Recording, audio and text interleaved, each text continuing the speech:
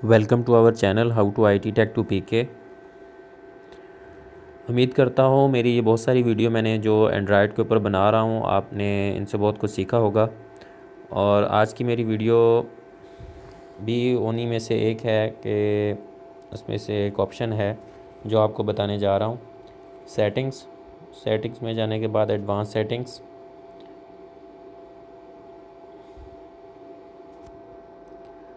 उसके बाद सिक्योरिटी। किस तरह जो है हम अपने मोबाइल फ़ोन को इंस्टेंटली लॉक कर सकते हैं, अपने मोबाइल फ़ोन को किस तरह इंस्टेंटली एंड्रॉयड फ़ोन को इंस्टेंटली लॉक कर सकते हैं। ये नीचे नीचे ऑप्शन है। पावर बटन इंस्टेंटली लॉक दी डिवाइस, ये ऑप्शन इनेबल्ड है। हो सकता है कि आप इसको ऑफ़ कर दें तो ये आपका ऑफ़ हुआ हो या किसी जो कंपनी ने उन्होंने ये इसको ऑफ़ किया हुआ हो।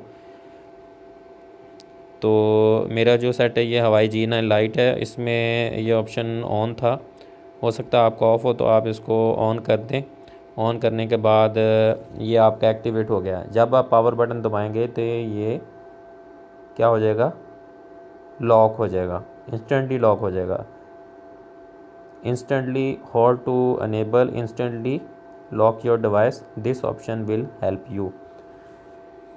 Meet you in the next video. Please like and subscribe my channel and like this video especially. Allah Hafiz.